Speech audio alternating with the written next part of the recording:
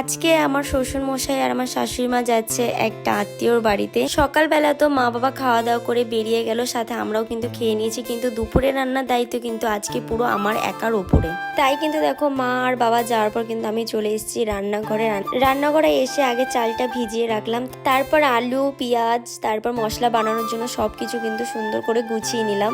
একা হাতে করব তো তাই কিন্তু সবকিছু হাতের কাছে আগে গুছিয়ে নিলাম।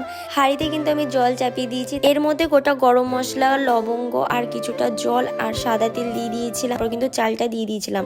ভাতটাও হয়ে গিয়েছিল। তারপর কিন্তু যখন আমি নামাতে এসেছিলাম তখন কিন্তু পুরো ভাতের ফ্যানটা আমার হাতে পড়ে পুরো আমার হাতটা কিন্তু পুড়ে গিয়েছে। সে যখন ভাতের ফ্যানটা আমার হাতের ওপর পড়লো না তখন মনে হচ্ছিল যে আমার জানটা পুরো বেরিয়ে গিয়েছে, এরকম অবস্থা। সঙ্গে সঙ্গে কিন্তু আমি হাতটায় কিন্তু ফ্রিজ থেকে জল এনে জল দিয়ে দিয়েছিলাম। আর আমার দেওর কিন্তু পুজো দিচ্ছিল, ও সাথে সাথে এসে কিন্তু আমাকে আলু ছেঁচে কিন্তু আমার হাতে কিন্তু আলু লাগিয়ে দিয়েছিল। তারপর কিন্তু কিছুক্ষণ আমি রেস্ট করে তারপর কিন্তু আবার রান্নার কাছে চলে এসেছিলাম। একদিকে রান্না করছিলাম, আরেকদিকে কিন্তু বাটিতে ঠান্ডা জল নিয়ে নিয়েছিলাম। হাতটা প্রচুর পরিমাণে জ্বলছিল, সেই জলের মধ্যে কিন্তু হাতটাকে বারবার কিন্তু ডুবিয়ে রাখছিলাম, একটু ঠান্ডা লাগলে কিন্তু খুব ভালো লাগছিল। তো এইভাবেই কিন্তু দেখো আমি রান্নাটা পুরো কমপ্লিট করে নিলাম। তারপর কিন্তু গ্যাস মুছে নিলাম। তারপর দেখো এইদিকে আমি দুধের মধ্যে কিন্তু কেওড়া জল গোলাপ জল আর একটু আতর মিশিয়ে নিলাম। আর আজকে আমি বানাতে চলেছি বিরিয়ানি। তো আগেই বলে দিই আমি কিন্তু বিরিয়ানি ভালো বানাতে পারি না, আমি কিন্তু এটা নিজের প্রসেসে বানাচ্ছি, পুরোটাই নিজের, ঠিক আছে। আমি ইউটিউবও দেখিনি বা কারোর থেকেও দেখানি হয়নি আমার, আমি নিজের মতো করে করছি। তো এইদিকে দেখো আমার বিরিয়ানির হাঁড়িতে কিন্তু বিরিয়ানিটা খুব সুন্দর করে রেডি করা হয়ে গেছে। তারপর কিন্তু আমাদের বাড়িতে আটা ছিল না, তার বদলে কিন্তু আমি ময়দা দিয়ে হাঁড়িটার চারপাশটা কিন্তু বন্ধ করে দিয়েছিলাম যাতে দমটা খুব সুন্দর হয়। তারপর চলে এসেছিলাম যে বাকি থালা বাসন ছিল সেগুলো কিন্তু ধুতে কলপারে।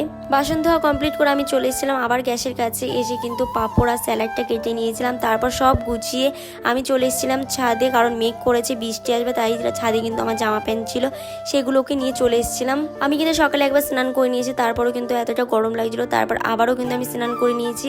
আর এইদিকে দেখো আজকে কিন্তু আমার বান্ধবীকে আমি ইনভাইট করেছিলাম দুপুরে খাওয়ার জন্য, তো ও কিন্তু চলে এসছে। তো চলো এবার কিন্তু খাওয়া যাক। আর ও এসে আমার হাতটা দেখে পুরো অবাক যে আমার হাতের অবস্থা প্রচুর খারাপ হয়ে গিয়েছে। সেই অবস্থায় কিন্তু আমি কাজগুলো করছিলাম। তো শাশুড়ি মা থাকলে আমার এতটা কষ্ট করা লাগতো না, মা কিন্তু সবই একাই করে নেয়। তো চলো এবার সবাইকে আমি দিয়ে দিয়েছি খেতে, এবার সবাই খেয়ে বলুক কেমন হয়েছে। উর্মি বললো ভালো হয়েছে, হালদারবাবু বলছে খুব সুন্দর হয়েছে, আর আমার দেওর হাত দেখিয়ে বলছে খুব সুন্দর হয়েছে। তো তোমরাই বলো দেখে কেমন লাগছে, খেতে তো তোমরা পারবে না, দেখেই বলো কেমন হয়েছে। তো অনেক কষ্ট করে আজকে আমি তো রান্নাটা করলাম। তো চলো আমরা খাই, টাটা।